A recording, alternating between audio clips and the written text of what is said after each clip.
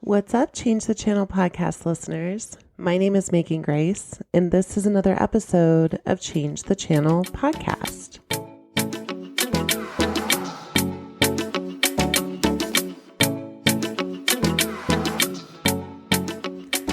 Welcome back to the show. On today's episode, I am so excited to dive into this topic because we had this there was this episode that we did a couple weeks ago that was all about hormones and just ages and shifting and getting used to my body in a new way. And I have had so many beautiful conversations come out of that podcast episode, which literally lights me up. Like this is the reason why we have changed the channel conversations, because sometimes it's so hard to even know that there's a channel that needs to be changed until, I don't know, until someone else shares a little bit about themselves, then like, oh, okay. I've heard it said before, sharing something about yourself gives other people the gift of going second.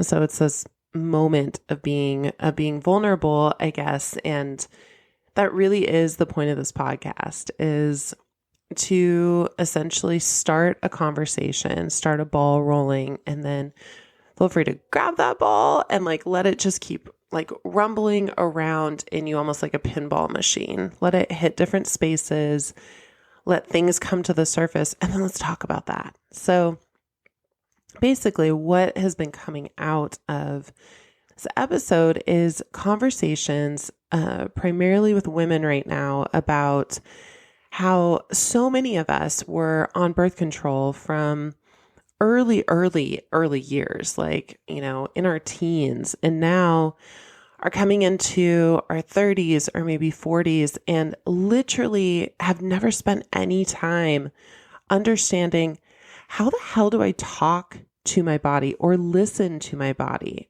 Basically, and this is not a podcast to shame medication or whatever, but I do believe that so many of symptoms that we feel are actually our body's way of trying to communicate with us. And we've just translated them into being some kind of a problem that needs to be solved and resolved. We take a pill, it turns down the noise of whatever's going on, but it does not allow us to create a relationship of trust and reciprocity and listening. And so what ends up happening, I think, is our body over time is like, hey, I had a thing I was trying to tell you, and I was trying to tell you in a whisper. I was trying to ask you nicely, and you're not hearing me. And so kind of like a kid in the backseat of a car that wants something, their voice starts low and then it just starts to amp up. And the next thing you know, you have a whole situation on your hands. And what I'm learning from these conversations with women is they're coming to me and they're like, I really admire how in your body you are. You seem really confident in your skin and in your body. And I don't know how to even begin to start listening to my body. I feel very, very disconnected. And so first off, if this is you, if you're like, God, if one more person tells me to listen to my body, or what is your body saying, or take a deep breath, and you're just sitting there like, what am I listening for? What is the point of this? How will I know if I'm listening? And again, I think sometimes because our culture in the West is so disconnected from our bodies, it can feel like, well, what's the point of this? I don't get it. And it can feel really awkward. So that's you. And you literally, would rather put a pencil in your eye pretty much than hear anyone else tell you to live an embodied life again. Hang out, because this podcast is for you. We're going to break it down to, basically, I'm just going to tell you kind of what I do when I'm working with my clients. And So many of the clients that I work with that I love are asking these same questions. How do I listen to my body? What does listening to my body mean? Is it the same for every person? Or, can our bodies talk to us in different ways? And how do I know how to listen to mine? So basically, I'm going to run us through a process. And I love acronyms. I love using wordplay. I think it's so helpful when you're in the middle of feeling something to not have to work so hard to think about whatever the way out of that or way through that is. So I like to make things easy and measurable. And basically, this process is called the STUCK method. And the STUCK method, you will know you need the STUCK method because you feel stuck. You feel overwhelmed, your body feels flooded, you're all of a sudden, you know that you deserve that promotion at work. And every time you go to try to tell the powers at be at your work about it, you find your body freeze, or you get that like lump in your throat, or, and so you've been at the same salary for however long, and it doesn't matter that it's impacting your life. Maybe your bills are mounting and you're so frustrated, but it's that feeling of whenever you get to that moment of conversation where your life could move in a different direction, your body overrides and says, this isn't safe, and shuts the whole thing down. Does that sound familiar? Or maybe the thing that you want more than anything is love, and you're, trying to go on dates, or you're trying to, engage in messages, and it's almost like you go to say things and you second guess everything that you're saying, and then it just comes out sideways and you're like, I'm so stuck. Why is this not working? Why is it not happening? Or a new one for me that I'm going to actually start engaging with is, how can I reframe my relationship with working out?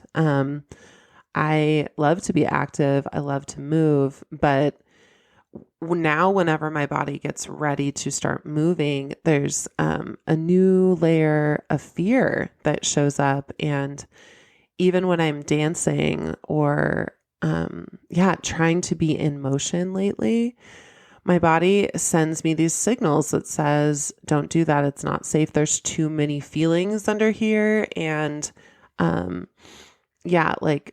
don't let those out. And so I feel this visceral feeling of being stuck. And that shows up as me saying, I'll deal with this tomorrow.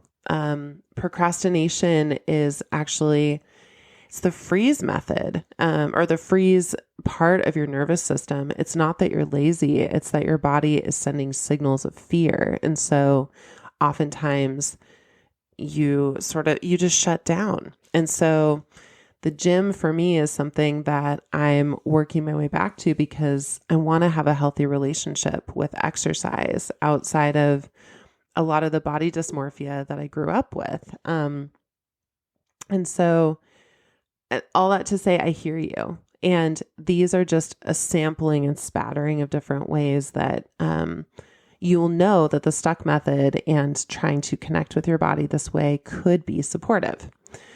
So what is the STUCK method? It spells out STUCK. And the first one, S, stuck, is the sensations. Noticing the sensations that your body is having without judgment. So this is simply being with the sensation and not assigning any value to it. So for example, for me, if I'm like, okay, I'm going to get a gym membership. I'm going to start going more regularly. Even as I'm saying it, I can feel this wave of heat coming from the back of my neck up and over the top of my head. I can feel my throat starting to close as I'm talking about it. I can feel my chest starting to kind of concave inward. I can feel yeah, my back is like, it's trying to coil in. And this is so interesting, right? And there are two ways that I can navigate or be with this, right? And the first one is kind of what we're told so often. And a channel that I deeply believe needs to be changed is when our body is giving us sensations. It's like, shut that shit down. What does it need? How can I move beyond the discomfort of what this is into something better, step into something better? And what I'm going to encourage you to do is you're reimagining and starting to heal this relationship with listening to your body. Step one is that there needs to be some resiliency within the discomfort. The discomfort needs to be able to stay even 30 seconds to a minute longer than you would usually want to. And it's in that little bit of time that you show your body, I'm in this with you. Like, I'm holding your hand. I'm not assigning the value of you being a problem. I'm connecting with you. I'm deeply listening. And so how I would do that is I would be like, okay, inventory. Wow, my head is spinning. How fascinating. Huh. The feeling of spinning is so interesting. Oh yeah, my jaw is feeling a little bit closed. Okay, there's some tension there. Interesting. Tension is not always bad. Tension gets a bad rap, I think, because it creates a lot of sensation. But tension, for example, when you do a bicep curl, it's bringing the muscles close, like it's shortening the muscle, right? It's like it's bringing it all in. And how beautiful is it that our bodies offer us the opportunity to both bring things in and let things out, even within the muscle structure. So as I'm talking about it, just letting it kind of be with it. Okay, I'm feeling some like running down sort of the back of my neck. Oh, this is so interesting. My neck has been feeling a little bit, my shoulders have been wanting to be like earrings a little bit for the last weeks. I've been moving through some tense situations. Wow, that's interesting that as I'm bringing up the gym, I'm noticing my shoulders are kind of coming up. How fascinating. We begin to allow the sensations to be your muse.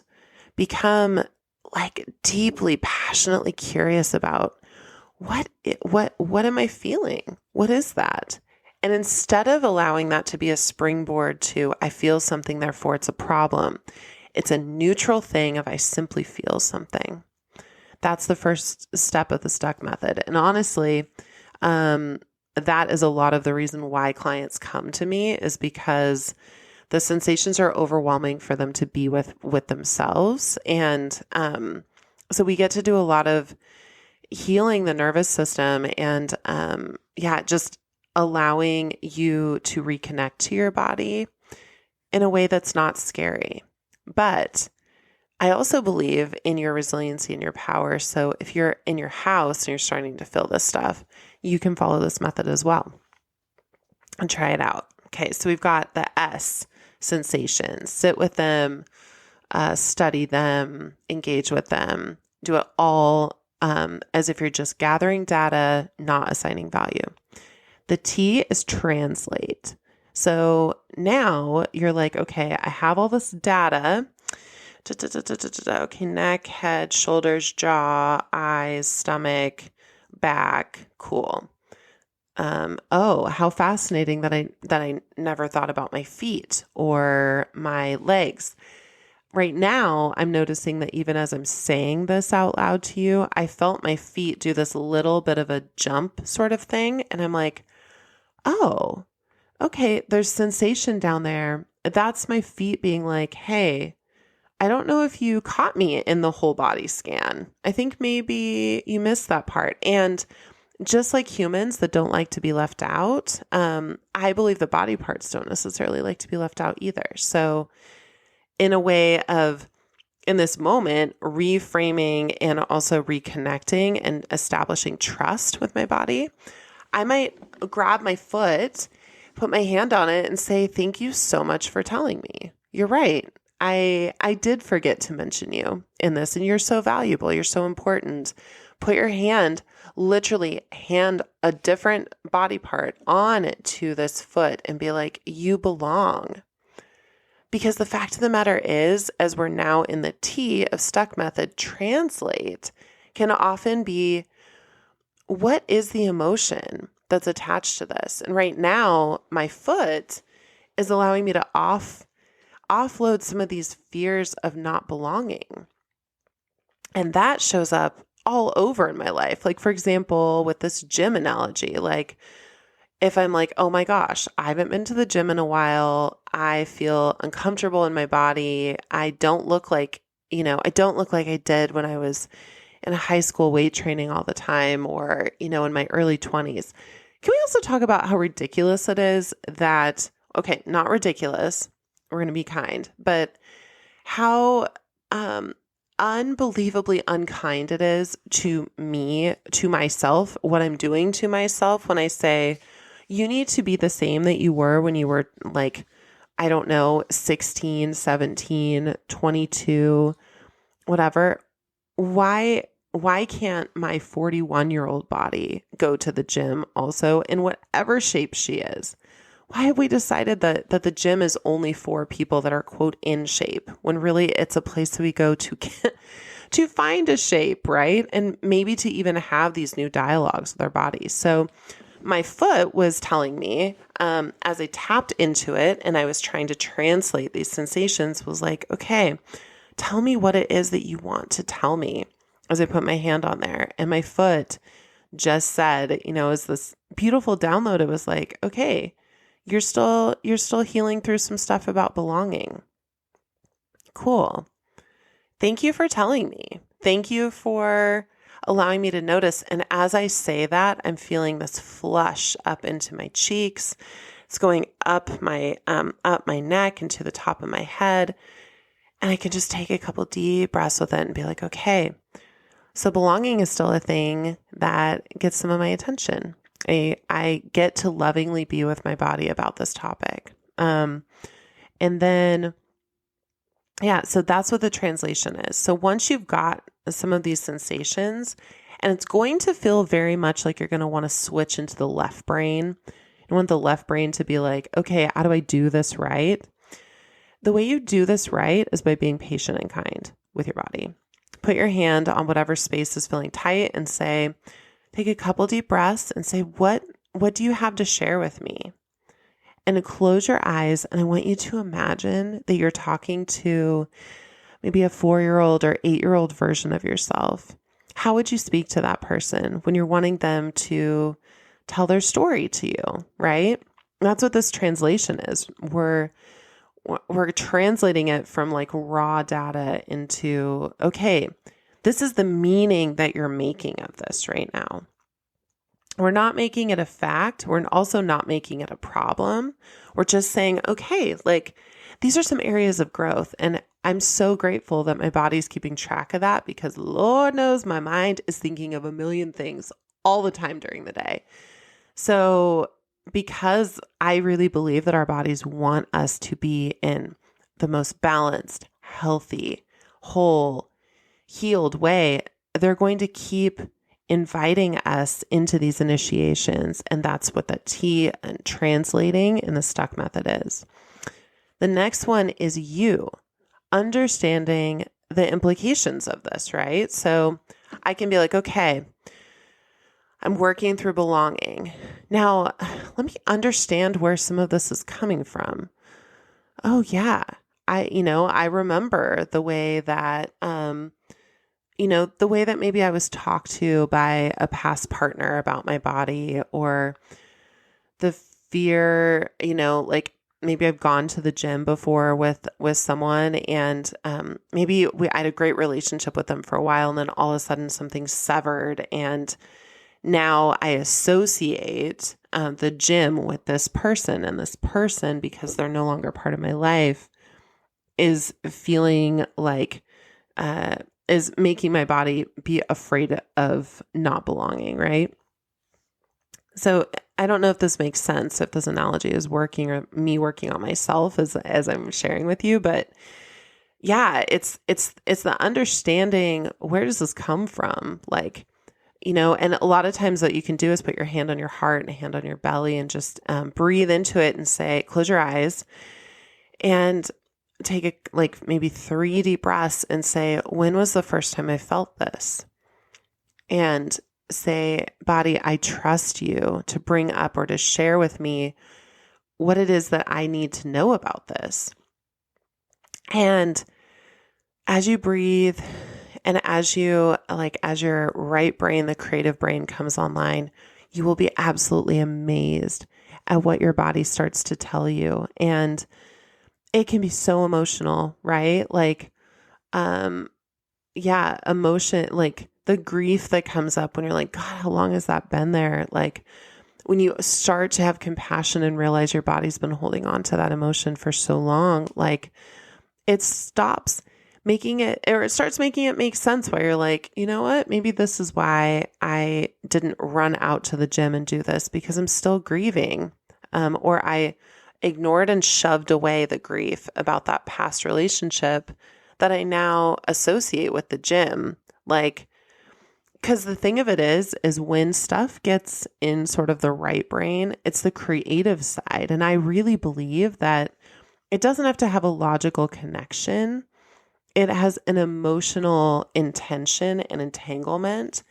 And that is just as important, right? It doesn't have to make sense logically to you why you feel this way, but you just do. And why your body is associating these two things together. This understanding piece is coming in and being like, all right, like, let's start figuring out where these associations are, what channels have been linked together that maybe we can invite to do in the next letter, which is C, is change the channel, change the story, right? Like, okay, so I'm associating the gym with this person that I haven't spoken to in like 4 years.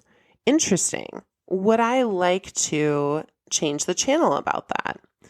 I can either sit with like, maybe there's a guide that's really helpful for me. And I'm like, okay, what if I want to associate the gym with, this guide? Or I have this amazing friend that is really into fitness and nutrition. And I don't know, like his whole being just lights up every time he talks about it. And when I was telling him about kind of my insecurities about the gym, he was like, well, a lot of people get a gym membership and they think, okay, once I've got this, I have to go every day. And if I don't go every day, then I'm somehow a failure. And they've sort of already set themselves up for it to not be a great experience.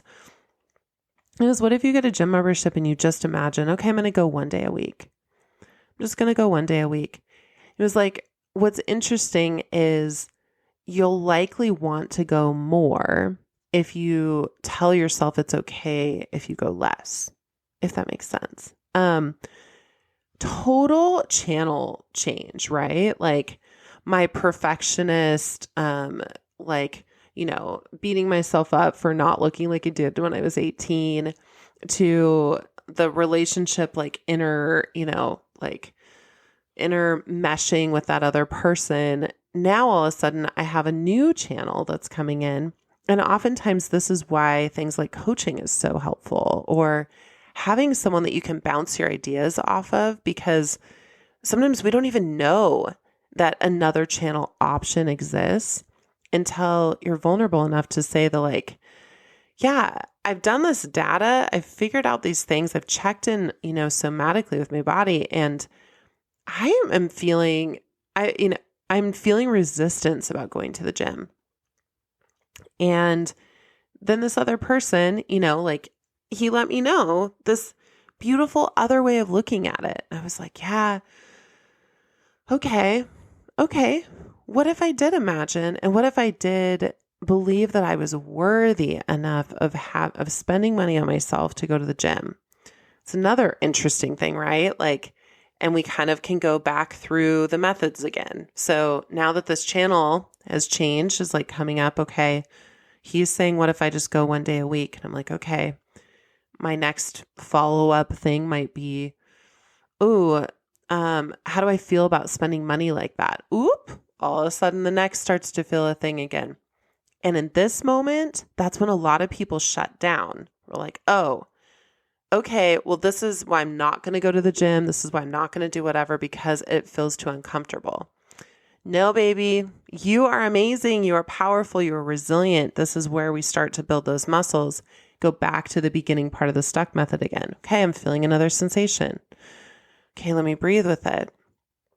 Let's make it neutral. Let's be curious. How fascinating that when I started talking about money, I felt a lot of constriction around my throat and the sides of my neck. Interesting. It sounds like stories about money are stored around my voice and around my neck. Fascinating. Oh, okay. So I put my hand there in solidarity. I say, okay. Going to T, translating. All right. Like, oh, this tension, that's so interesting. I'm noticing that came up around money. Okay. Like, so there's some money stories that are living in my neck. Thank you, body, for storing that and for reminding me of that. This is so helpful. Okay, cool. Do a little scan. Okay. Do I feel it in my head? Nope. My head isn't actually feeling anything about money. It's all in my throat. Okay. All right. Oh, and it's also going down the back of my spine. Okay. So now I go to the understanding where this comes from, right? Like, oh, okay. Like spine is honor and dignity, like sitting up and holding your head up high and all those things. I'm like, okay, like there's some worthiness conversations going on. Interesting. I could go down a whole other rabbit hole about that, but I will not. But you understand sort of the thing. And then I get back to the like change that channel. Okay. Right. So maybe I'm worried about spending, like $30, something like that, like a month on myself, or the gym. I wonder though, like maybe when I'm at the gym, I might bump into someone that would be really inspiring for me, or maybe being able to do some workout things, and just being mindful of the fact that my neck is going to be feeling some things. Like, what if I start doing, bench presses or flies or, pull-ups or something like, or dips, that kind of thing. Like, oh yeah, that could actually help move and shift some of this energy around my throat. Wow. I wonder what I could do if my throat and my neck felt a little bit more open. Maybe podcasting would be a little bit easier. Maybe creating content, on my social media would feel, less awkward or cringe for me sometimes.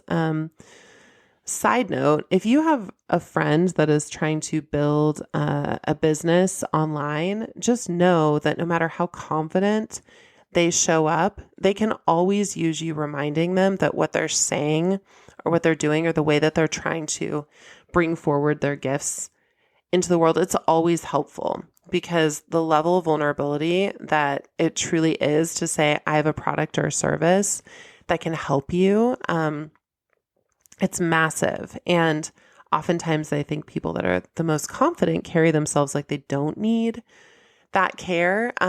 But for example, if it's like your livelihood, it can get stuck in these places, kind of like I was just feeling, it can get stuck in your neck and your chest. You can feel like you have the weight of the world on your shoulders as you're coming to show up, to be brave, to try to do something else, right? To get unstuck. And I really believe that another way of changing that channel is if we start to look out for each other and celebrate each other's wins. Like, be as excited with your friend about the things that they're working on.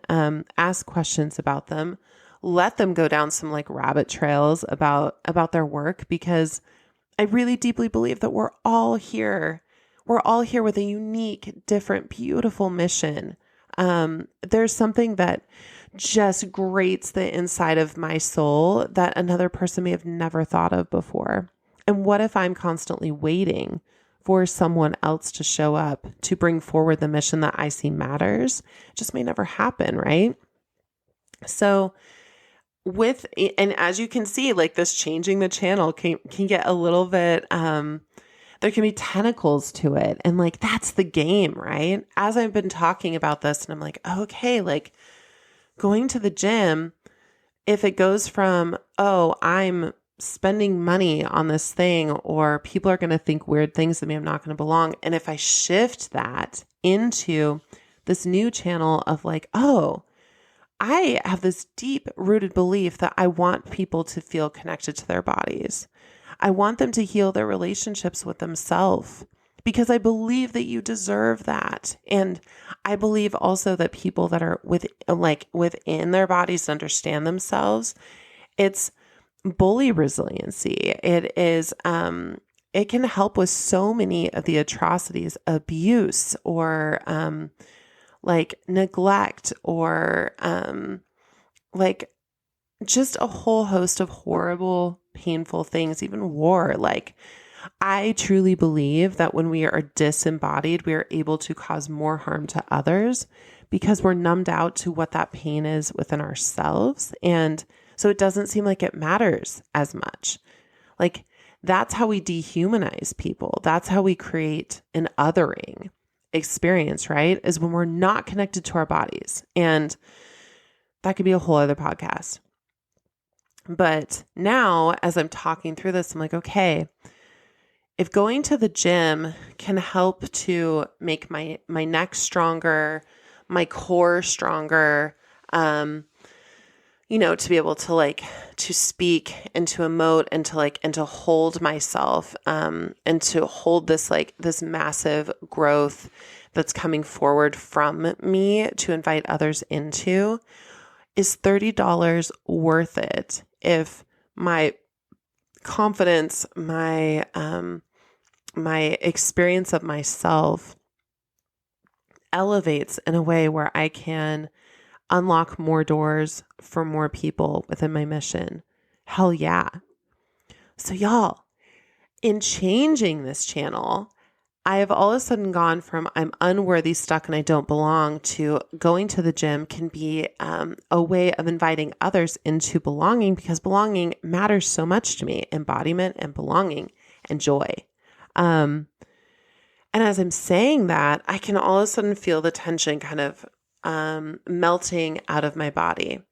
My body is like, thank you for going through the whole cycle with me to allow me to say all the things that needed to be said, felt all the things that needed to be felt, and kind of translated.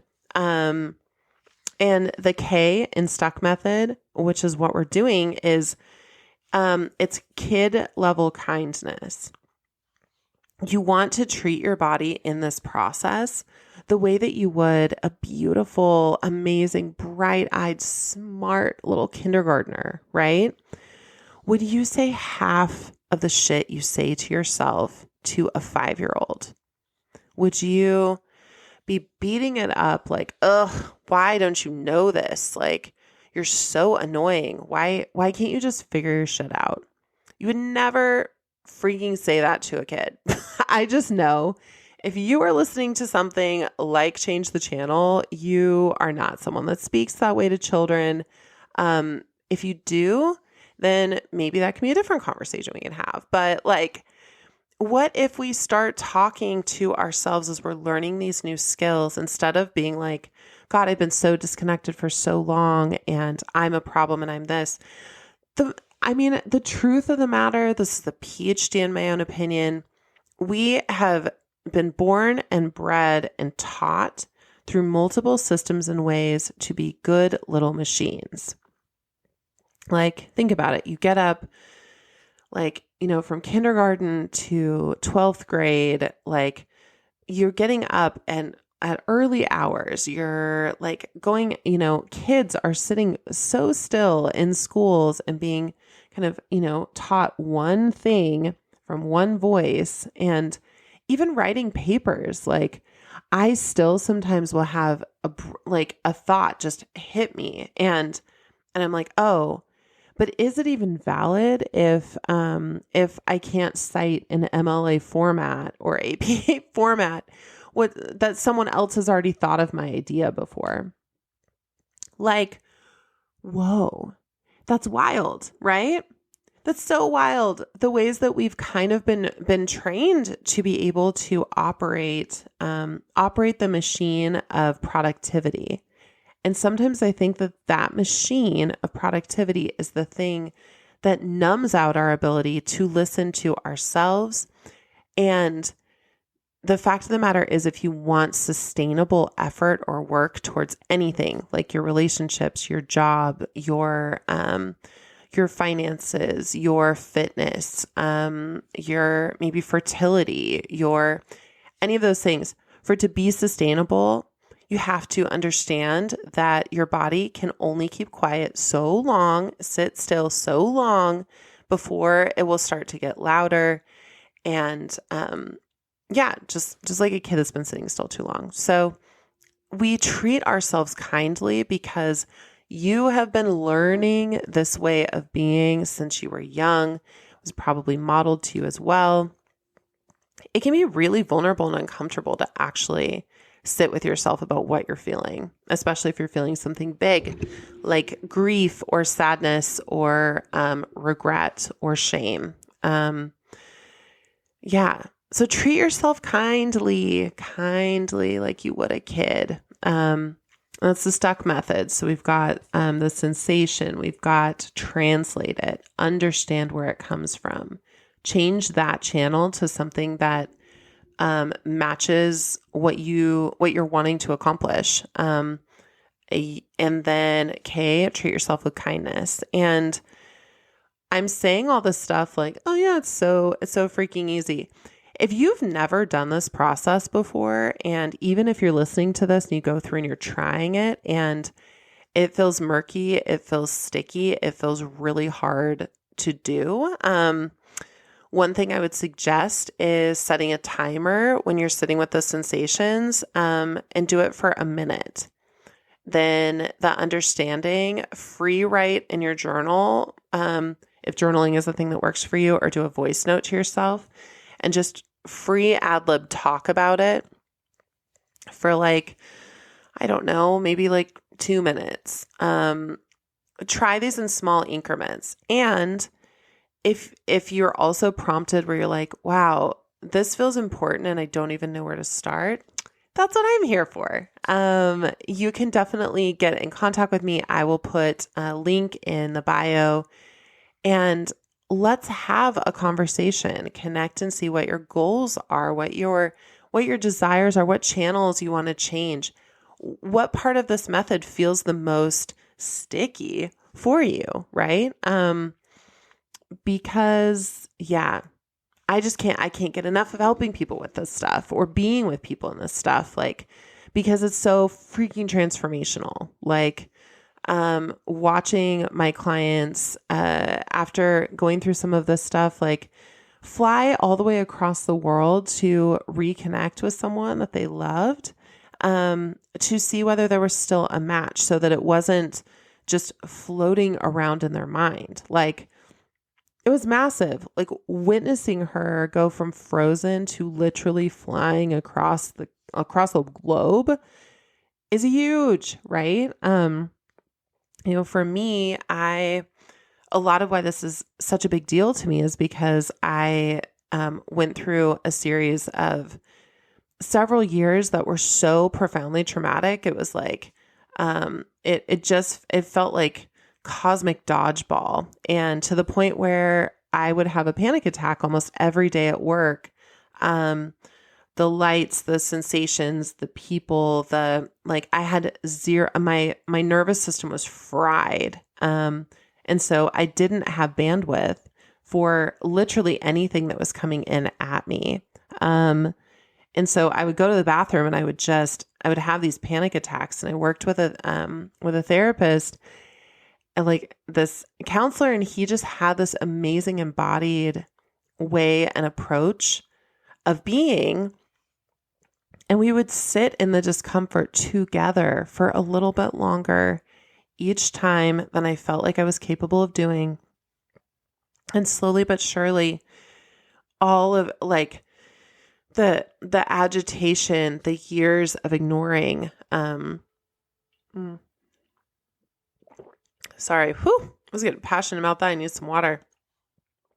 The years of stuck, messy, painful, oftentimes wrong stories, the shame, all of it. Like, I needed someone to be with me while I essentially drained the pool that was all of this that was making me walk through the world sludgy and shrinking and afraid and settling for things that were less than what I deserved, and allowing people to talk to me and treat me in ways that were so unkind and damaging. Like, and the thing of it is when you're that numb, when you're that disconnected, you don't even feel the impact of it. It's almost like if your leg has gone to sleep or something, like, and no, that's probably not the best analogy. Like, maybe it's when your hands get like really, really, really, really cold. You're going to hit them on things you don't necessarily feel it until the blood comes back through, the circulation comes through, and then you see a bunch of wounds around it. And so,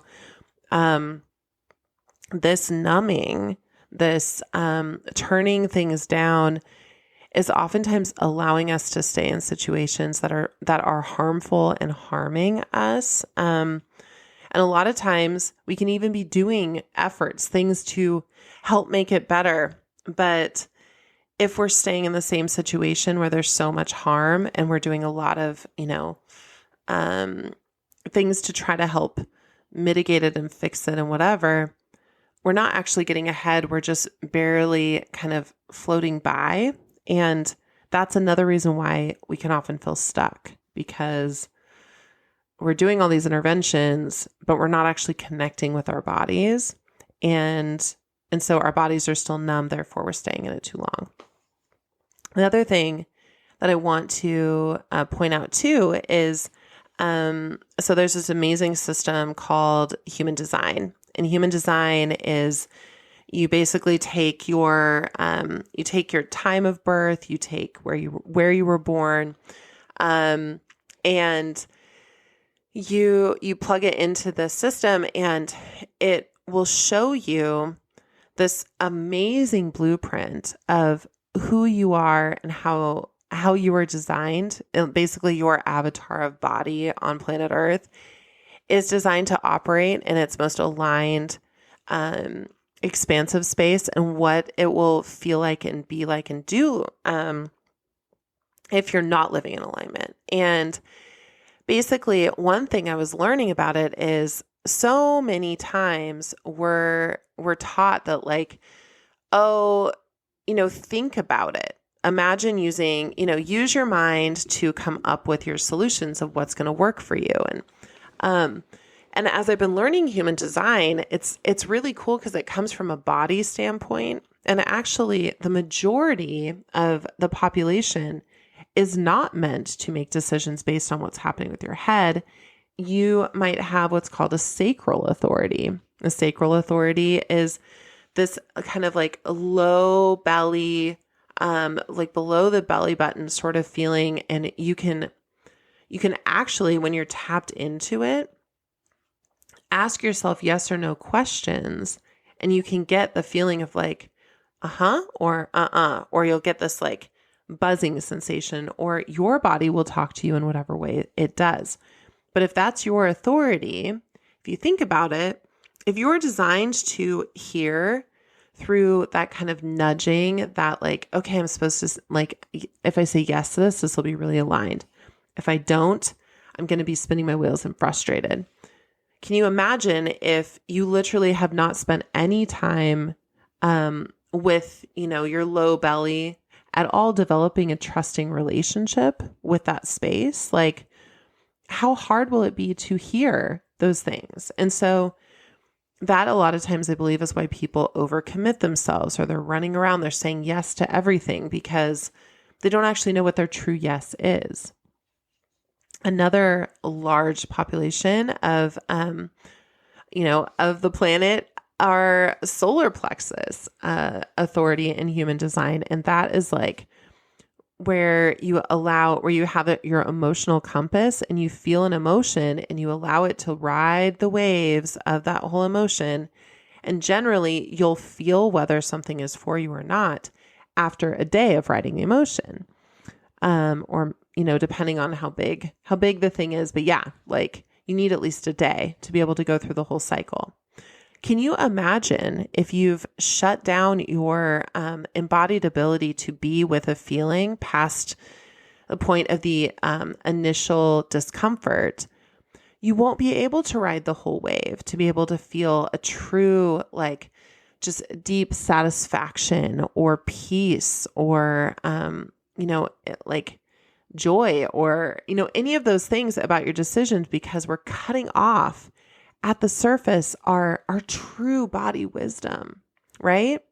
Like, we're not meant to be just walking around machines thinking with just our head. Our bodies are also connected and along for the ride. And if you're also really interested in human design, or if you're like, wait a minute, I thought that I was supposed to be making decisions from thinking, or whoa, I really relate to saying yes to so many things and then getting into them and being like, oh my gosh, why did I do this? Like, yeah, all of that, right? All of that makes so much sense, and we can unpack it. We can unpack it together. We can, we can move through the process, and yeah, you don't have to feel stuck. And you can also learn what your unique way is to listen to your body through tools like human design, which is super, super helpful if you're starting out and you're like, I don't even know how to listen to my body. We can pull your chart and be like, okay, step 1, we're going to get less twitchy, I guess, about sensations your body's meant to have them. Step 2, let's start playing with what your authority is in human design and see if you can start listening and hearing from that standpoint and see what else comes up for you. So yeah, I love these things. And you're worthy of these things. You're worthy of having channels change that are not working for you. And you're worthy to know what your body's saying, because relationships can shift and change in all sorts of ways, but the relationship with yourself is the one that you've been gifted to be with as your biggest learning tool, learning ally, because your body never goes anywhere that you yourself don't go. So you're always with yourself. You may as well learn to be kind and to understand how to listen to yourself. Okay. Yeah, that was beautiful. That, I'm feeling so much gratitude and warmth just come all over my body. Speaking about this stuff out loud and imagining even right now, as we're entering into Libra eclipse season, we are getting to reframe and shift around our thoughts about relationships, but it's not just relationships as far as like romantic or lovers. You can start to harness the beautiful powers at B that are happening even cosmically right now to begin to reframe and reshape your relationship with your body. How cool is that? How cool to imagine that there are forces that are happening, out in the solar system that could actually be helping you to align with, align with your goals around this. I love to imagine that there's so many forces that are conspiring for my benefit. And yeah, it's true. All right. Thank you so much for being here. Thank you for listening. Thank you for listening to me. Thank you for desiring to listen to yourself. This has been another episode of Change the Channel podcast. If this resonated with you, please subscribe and also connect with me. I'll put my Instagram in the show notes. Let me know if this is resonating for you, because I love to do podcasts about things that people are sharing. So yeah, you can either leave a comment, you can connect with me on Instagram, and yeah, just go ahead and hit the follow button so that you will be alerted the next time I go on a ranty rant to talk about, Your Amazing Body or channels that we're changing. Also, thank you so much for any and all of you that have rated the podcast. I'm so grateful for those stars that you're offering. It's allowing this podcast to expand its reach, and literally that we have a global presence. There's people all over the world, which is wild to me, that is listening to this. And if you are out there in any of the far reaches of the globe, thank you so much for listening. And thank you so much for rating the podcast and for being here. This, my dears, was another episode of Change the Channel podcast. Go forward, be brave, be kind, and change those channels that are no longer serving you.